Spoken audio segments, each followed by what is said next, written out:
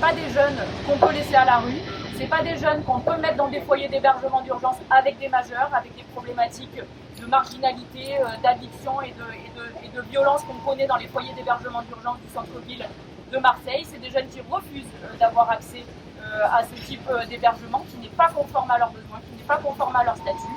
Et nous, en tant qu'avocats, on ne peut que soutenir leur mouvement.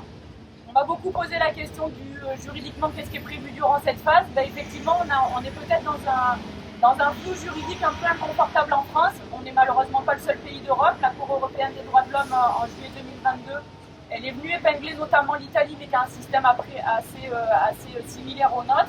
Est venu épingler donc un pays d'Europe dans les mêmes conditions qui remet à la rue des jeunes qui n'auraient pas été reconnus mineurs et qui ne leur fournit pas un hébergement autre que les mettre au milieu des autres majeurs. La Cour européenne des droits de l'homme est venue dire que la législation nationale n'est pas suffisante, qu'elle ne protège pas suffisamment les jeunes qui sont dans ce type de situation et que les laisser dans des foyers surpeuplés avec des majeurs est un traitement inhumain et dégradant.